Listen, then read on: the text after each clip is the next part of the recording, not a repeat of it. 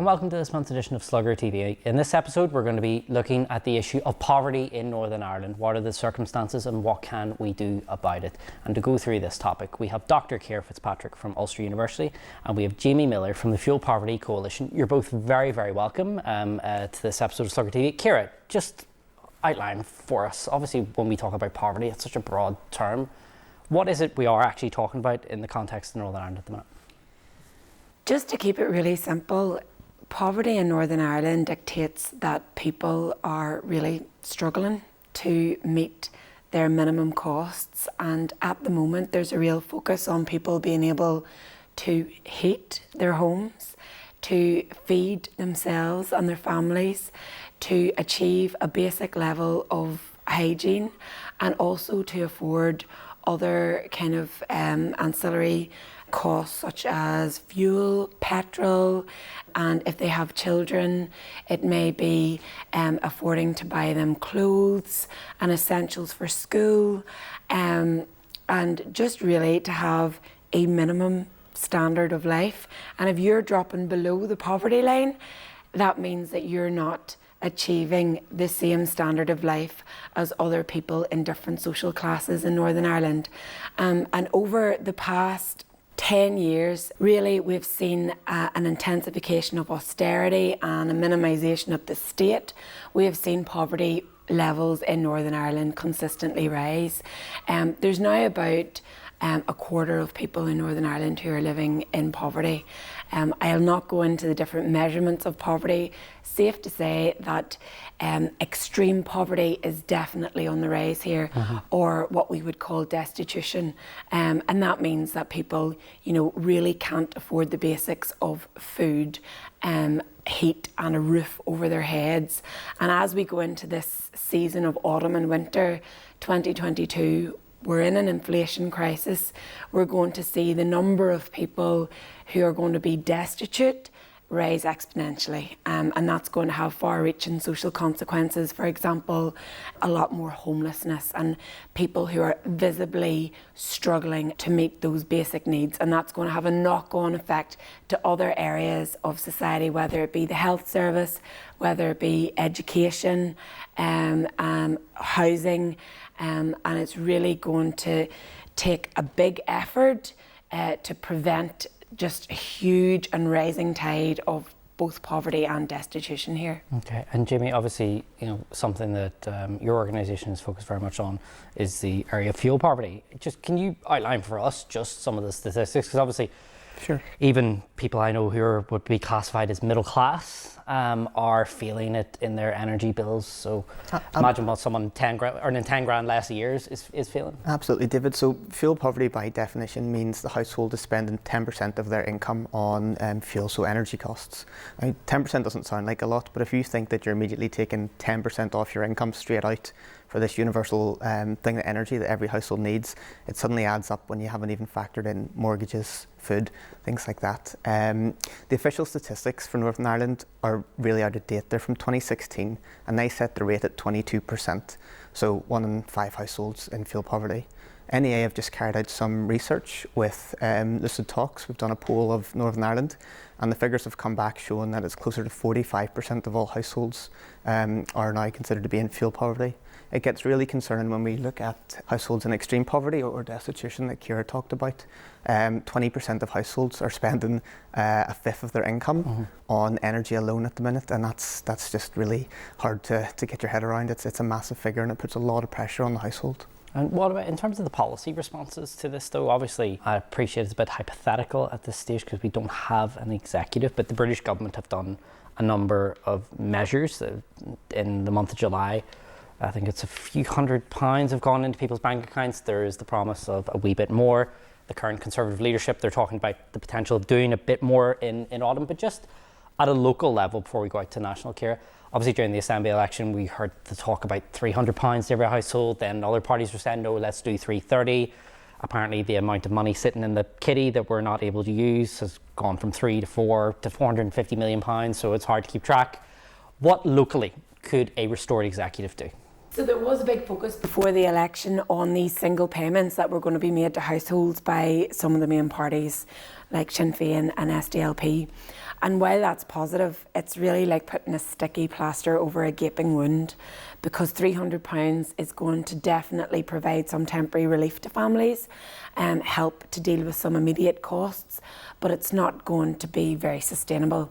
And it's the same approach when I think about charity as well. Food banks and organisations such as St Vincent de Paul, indeed National Energy Action, that have been providing like vouchers for fuel and things like that. Again, it helps for a couple of weeks and then the person finds themselves right back where they started and struggling to afford the basics, and it's not actually getting to the root of the problem. So what can an executive do? Well, I think we should be thinking more radically about poverty as an issue and looking at how we can put concrete policy measures, so not these quick fixes that seem to be, you know, quite populist in terms of electoral politics. We need to look at more long-term solutions, and one of the solutions is the anti-poverty strategy, which has been promised as far back as the 1998 Northern Ireland Act. You know, it was reignited again in the St Andrews Agreement in 2006. We had a court case in 2015 from the CAJ because of the executive's failure to implement an anti-poverty strategy. We're now in 2022 and there's still no anti-poverty strategy. So that's a really concrete measure that would really help to address poverty. We've had an expert panel report. They have suggested a number of interventions that would really support people at the minute. For example, a child payment, and that would go directly to families. And that's something that was really missing with the COVID response, was that direct help, particularly to those families with children. And we know in Northern Ireland, people tend to have larger families as well, which is an additional stretch on people's income, especially when they are feeling the impact of other punitive measures, such as the two-child limit that was introduced in 2016 by the Conservative government. Just on, what is the two-child limit here? Because not everyone watching this will know what that is. The two-child limit is actually where you will receive either child tax credit or universal credit for your first two children born after April 2017, and you won't receive benefits for any children thereafter. So what's often happening is, for example, let's take COVID. Somebody's had a family with 4 children, 4 young kids. They've maybe been made redundant. Something terrible has happened in their life because of circumstances that are out of their control. And they find themselves suddenly impacted by the two-child limit. So they're just getting benefits for, say, 2 out of their 3 or 4 children. And they're having to make those small resources stretch even further. And it's driving up child poverty. You know, we're seeing more than 1 million more children in poverty because of the two-child limit, and it is applied here in Northern Ireland. And you know, I know that it is one of the issues that an executive were looking at that was up for discussion in terms of an extended welfare mitigation package. But because we've got no executive work on the welfare mitigation review, halted very quickly, and you know, we haven't got any further with that. So there's so much in policy terms that could be done, and I think for an academic and an activist in this area, that's what's really frustrating, because we're constantly seeing these quick fix solutions rather than actually doing what government is good at or supposed to be good at, and that is rolling out policy solutions. Yeah. And I know, Jamie, your organisation has a lot of long-term policy proposals as well. So what would you like to see in terms of actually a longer term? Yeah, well, I think Ciara has really hit the nail on the head there. There's a real lack of strategic action towards this. So similar to the anti-poverty strategy, there's been no fuel poverty strategy since 2011. We're the only part of the UK with no statutory target for fuel poverty. So that's our first big ask. We need to take it seriously. We need to get better at monitoring the situation and then acting towards it over a long term. The other thing in the context of fuel poverty is we know winter happens at the same time every year. We know when the crisis is going to peak, but there's never any sort of solutions in advance of this. We wait until the depths of December, January, February before we roll out any support packages. Support packages are temporary, as Ciara said. They're not going to be a solution, but leaving them that late just shows a lack of strategic thought. On a bigger picture, what we've always been calling for and what we continue to call for is a commitment to improving the energy efficiency of people's homes. If we can improve the energy efficiency of homes in Northern Ireland, people's bills will go down. It's also got the added benefit of helping with carbon net zero objectives, because we'll reduce the amount of emissions coming out of homes as well. So it's a big win-win for two big policy objectives there, in our opinion. And why do we not see that type of thinking? So obviously you've linked two issues there together with poverty and climate change, right? And we've just passed the Climate Change Act. We politicians during the election were talking about, well, you know, poverty rates should go down. Why do we not see people linking those issues together in government? It's a hard one to say, David. It's probably to do with our political situation. The fact that we have multiple parties in an executive together that aren't always pulling in the same direction won't help. And we don't really have a good track record of cooperation across departments as well in Northern Ireland, and that's something that's held us back in taking these big steps forward to tackling bigger issues. Yeah, and Ciara, the same question to you. Why do you think that happens? I mean, obviously there is silo issues there with our system of government, but what else are you saying? Yes, I would just really agree with what Jamie's saying in terms of that siloed thinking, and you know, we've got to a funding picture now where you know, you're getting discrete policy interventions funded, and you know, it's really hard then to see the bigger picture where you're seeing, you know, climate and poverty being inextricably linked, and also poverty with other kind of policy outcomes like health, like education. If you improve the picture in terms of poverty, you're going to see a knock-on effect across all of the other targets and all of the other stresses and pressures that we're all feeling as a society in Northern Ireland at the minute. I think climate change is becoming increasingly important. You know, even like we need to build more social housing. We've known that for a long time, but the social housing stock that we actually have at the minute isn't up to scratch and isn't meeting standards at all. And you know, we have very inefficient and expensive fuel systems in those houses, social houses at the minute, and they don't seem to have basically the funding to make a dent in that. I don't know, Jamie, is that the main issue, would you say? In Northern Ireland in general, we have some of the poorest housing stock quality in the UK and indeed in Western Europe. So yeah, it is a problem. Our social housing, it could be better, but it's actually considered to be quite a lot better than the private rented sector. Private rented sector in Northern Ireland is a particular challenge. There's a real lack of regulation, there's a lack of standards. So households in the private rented sector are very exposed to things like energy price changes, because their property is usually poor quality insulation. It might have a type of energy payment that doesn't suit them, leaving them kind of without agency and being able to respond to these big swings in global markets and things like that. Yeah, and obviously it's something that in research for this programme, apparently the energy crisis is going to get a bit worse before it gets any better. There will probably, in all likelihood, be a further increase in prices later this year. Going into the winter around about October time, what does the picture look like for now? Because a lot of people don't realise when they see on BBC Breakfast or Good Morning Britain price rises, those are England and Wales and Scotland they apply to. We're a different energy market. Northern Ireland is separate from the rest of the UK. Jimmy, could you just outline a wee bit of that? Yeah, we are a different energy market, and our market functions differently. I suppose the first thing to say, prices at the moment, the average household spending about £2,000 a year on combined heat and electricity bills. For the UK, that's estimated to go up to £3,000 from October. Northern Ireland and the rest of the UK generally sit around the same price. So we too are likely to see our bills go up to about £3,000 a year sometime this year. The difference is how our bills pass through to us. So in the UK, they've got a system called price cap system. Essentially, the default tariff can't go higher than a set cap. And that happens 3 times a year. So October, around about Christmas, probably early January, and then April time. In Northern Ireland, we don't have that. We've got a price to beat model. So essentially, there's one regulated supplier for electricity, and that's Power NI, and all the other companies are, suppose, encouraged to set lower tariffs or cheaper tariffs from them so that they can attract business through competition. The difference we have is a price rise can be passed through to the consumer in about 3 weeks in Northern Ireland, as long as it has utility regulator approval. So this panned out last year in us seeing multiple price rises over the 12-month period. We had one gas company that upped their prices 4 times in 12 months.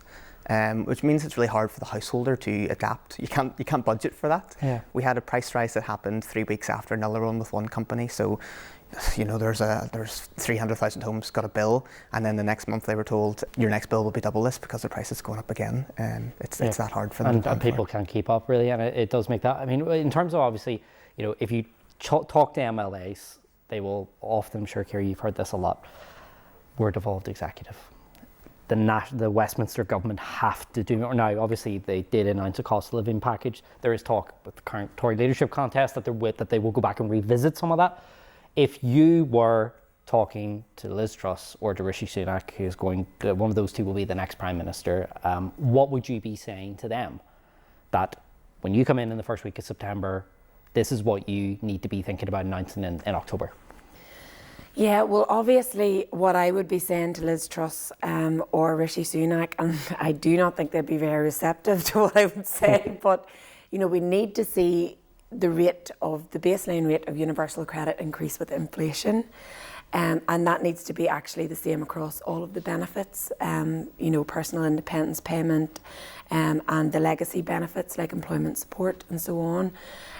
We need to see those really punitive measures such as the 2-child limit, the benefit cap, which still applies in the rest of the UK but not in Northern Ireland, because that's one of the mitigations.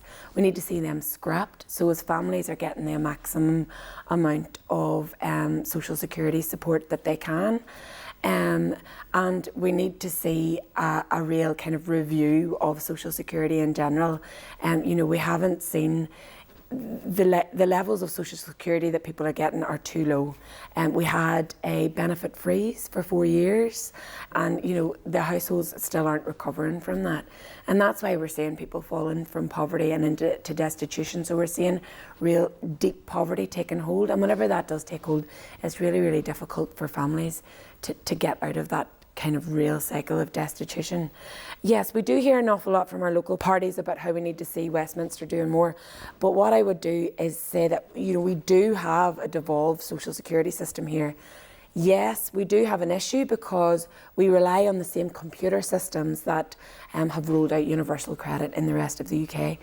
But we look at Scotland, who don't have the same extent of social security powers that we have here, and they have really, tried their best to do what they can within the parameters of the devolution settlement in Scotland. And for example, they have introduced a child payment.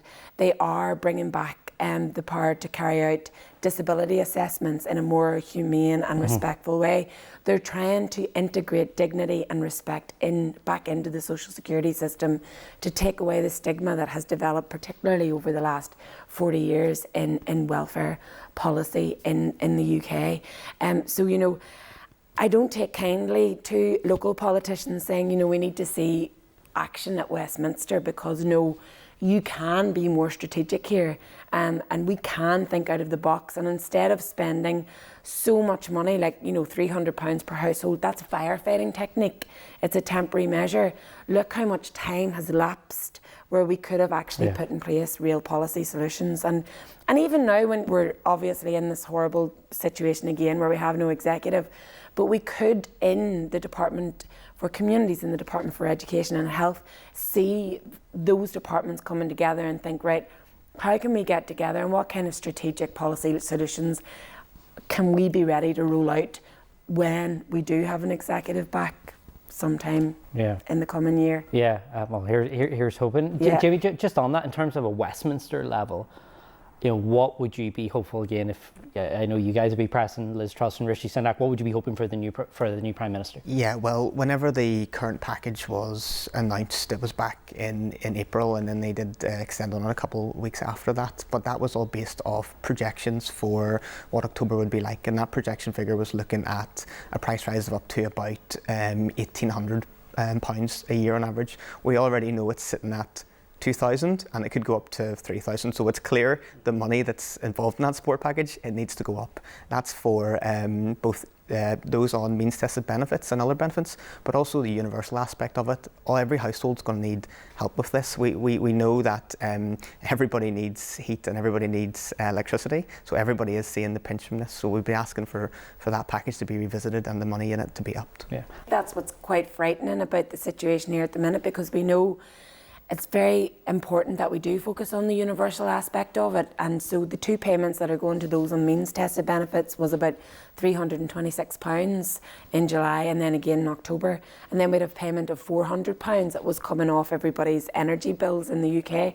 And we still don't have any clarification as to how that's going to work here in Northern Ireland. That's right. And that's really worrying. You know, I think people are really focusing on, you know, people on means tested benefits, they're getting what they need. But as you say, this crisis is going to touch every household here, and that £400 is going to be really, really important, particularly to those people who are maybe more middle incomes, but that are going to take a real hit and maybe go across that line into the poverty zone. We've seen a lot of this firsthand at National Energy Action and at the Fuel Poverty Coalition, where you know, we offer crisis support, and we've been contacted by households from demographics that would never contact us before, and this year now they're making up a significant portion, and it's because in many ways they're sort of the forgotten individual. They're not able to apply or you know, get access to certain benefits packages, but they're being really hit hard by these increased prices, and they're finding it very hard to stay above the waterline. A lot of those families had their tax bill go up actually from April, and that Tories have ever since reversed, but it still went up. Ciara, just on this, and this is something that we've talked about as well, but I want to get both of your takes on it. Obviously, the charity response that we've typically relied upon to basically fill some of the gaps, you know, we're thinking about food banks, and we're thinking about those things that in other countries, you know, food banks are regarded as real signs of failure, and if they open up, it is not seen well. But here in Northern Ireland, it's seen differently. Just your take on that, and again, we're not trying to impugn people who work and volunteer at food banks and who do that. We're talking about more kind of the narrative that people use outside of that. I think what's genuinely happened is that food banks and other charitable provision are now seen as part of the wider welfare system, and they've been really kind of institutionalised as a legitimate response to poverty here. And what is often seen is that the person who donates to a food bank, or us as citizens as donators, are seen as inherently good, and that's a positive response to people who are in poverty. And it doesn't take into consideration how it feels for the individual that has to go to the food bank and should be seen as grateful for receiving any kind of support, whereas an awful lot of the time it's absolutely a humiliating experience, particularly not to have the choice and autonomy of making your own choices around food and what you need. It's just, I really do think it's an absolute scourge on society that we've gone down this road, and now we're so far down this road that it's going to be very, very difficult to get back. And it was really one of the issues that I had from a policy perspective in the COVID response, because we've seen the Department for Communities, for example, support food distribution and other charitable efforts to the tune of about £20 million. It's not a small amount of money. So I suppose they were really supporting and, helping this kind of system that we have now of food banks and charitable response to further concrete itself into the welfare response. And I just think that's really, really concerning. And it seems to be happening again now without an executive. We're looking at emergency responses, and part of that emergency response is looking towards how food banks and other charitable providers of support can be supported to support people. And it's never going to work, because you're always going to miss people with that voluntary response, because the person has to have, I suppose, the confidence and to feel able to go to a food bank, and that's not going to be possible for everybody. Yeah, people running them are also struggling to keep up with Absolutely. I've heard in the news this last few days that food banks are seeing a huge drop in their donations because they're relying on goodwill of people to donate what they can. Jimmy. The Fuel Poverty Coalition members are deeply concerned about the winter ahead, and that the resources that our members have to support people are dried up. Last year at NEA we saw twice, nearly 3 times the number of referrals, and we supported twice, nearly 3 times the number of people, and we just don't have the resource left for the winter ahead. So it's a huge concern. And I think, just building on Ciara's point about the food banks becoming embedded when they shouldn't be, we see that too. The majority of our referrals come from local politicians' offices, and it's great that they're trying to help their constituents, but that's quite worrying that we're the first protocol rather than, Department of Communities or other branches of government to support them. They're coming straight to us. So it just shows you the scale of the problem we have. Yeah, that's a good point. Just in terms of Ciara, and this will be our last question. If we are to try and solve these issues, right, is there any decent blueprint or roadmap or other example from either around the UK, continental Europe? Is there anything we should be looking to, or that our local politicians, both at Westminster level and at Stormont, that they can look to go, okay, good, that's an example we should be following? The example I've been following most closely is Scotland, and they have really sought to develop a social security. They're moving away even from the term welfare. It's a social security system that is based on dignity, respect, and has human rights at its heart. And they're really trying to embed that ethos in every part of social security that they deliver. I just think it's just fantastic, and it shows what's possible in the devolution settlement here. And I think what our problem is basically disagreement at political level. I know from my own experience in the Cliff Edge Coalition, we were wanting, we were kind of really shouting for the last couple of years for a couple of small tweaks for the mitigation package to be extended, because we were worrying that was due to come to an end, and also for a couple of loopholes in legislation to be closed, one around the benefit cap and one around the bedroom tax. And we campaigned on that for 2 years consistently. Now, we had the buy-in from political parties face to face, but we heard that behind the scenes and at executive level, it was a completely different story. It was fractious, and that they were using these kind of policy measures as a real bargaining chip at executive level. And so therefore, the policy response was so slow. It really was a couple of tweaks to legislation. The costs weren't absolutely catastrophic, and it was actually going to support a couple of thousand families to have a better life. And we saw that take a couple of years, and that's just unacceptable in terms of policy making. So it even is just in terms of how efficiently we can roll out these policy interventions. It's really hard to get agreement, and then it's really hard to actually get it rolled out in an efficient fashion to make sure that people get optimum benefit out of it. So, the more I go on in this arena, I'm just seeing that the political settlement here really isn't working. It's not beneficial for the good of the people, and we do need to see radical change in how our politics are set up here. And before I go over to Jamie, in terms of that narrative, because you've repeated that a number of times throughout the thing about how we talk about these issues and how we frame these issues, just if you give us a quick thought on that about what needs to happen there in terms of how it's talked about, how we report it in the media, how politicians talk about it, how civic society talks about it. Absolutely. We need to remember that when we're talking about people who receive social security, that they are people, and that there's any number of things that can happen in our lives. I go back to the idea of the post-war welfare state.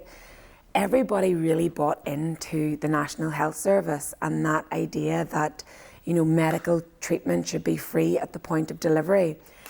I want to see a society here that buys into the thought that social security, social welfare benefits are a right and an entitlement. It's not a handout. It's not a system that people are, habitually taking the handout of. It's a very small minority that seek to exploit that system. We see that it's only 1% of claims that are made fraudulently across the whole system.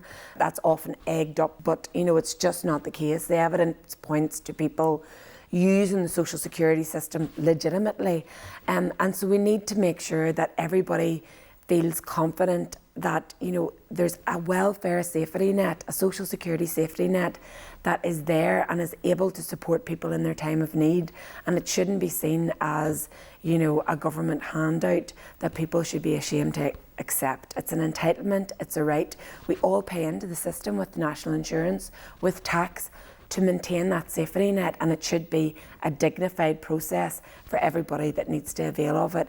And we all have had to avail of some element of the social security system across our lives. So it's just being destigmatised. And again, the media should see it in that way as well. It's not something to be ashamed of. And I think that's why it's so difficult to actually get people on social security to speak out. We're seeing it a wee bit more about people on social security talk about their struggles, but it's still very, very difficult to get somebody who's in the benefit system to talk about what it's like to be there, and it's not very nice. Okay. Give the last word to you, Jamie, on those topics. Yeah, I suppose the frustration from our perspective, David, when we talk about fuel poverty, the answer has been there, and it's been there forever. We've got the technology to fix it as well, and it all goes back to this idea of making sure people have good quality homes. For 30-40 years we've had the technology to provide good insulation in the home and massively reduce the amount of energy that's needed to keep it warm. We're seeing vast increases in lighting technology, low emission bulbs and things like that, and we're also seeing now sort of the advance of these low carbon technologies as well. All of this stuff would go a massive way towards reducing bills, reducing poverty in the sense of energy poverty, and it's all very doable. What we haven't seen is any commitment to delivery. So at National Energy Action, there's sort of three simple things we'd say about this. Is one, we want to see a commitment to helping the worst first. So those in the worst homes and the lowest incomes, they need supported to improve their home. Everyone's entitled to a safe home, and a safe home is one where you're warm and comfortable as well. Two, we want to see an end of postcode lotteries. In Northern Ireland, there's too many areas where you're much easier are able to access a grant scheme or support package or things like that, and often rural areas or the northwest are left out from this. This needs to stop. We need a universal approach to it. And I suppose the last thing we would say is this message of delivery. We really need to see a commitment to the rollout of these interventions, and we can't sit on our hands any longer. It needs to happen. It needs to happen now. Okay, thank you both very much for going there. I appreciate we just scratched the surface on so many topics there, but again, we wanted to take this month and actually probe a wee bit of this. So Dr Ciara Fitzpatrick, Jimmy Miller, thank you very much for joining us on Slugger TV. That's all we have time for this episode. You can keep up to date with everything else on sluggerotool.com. Thank you for watching.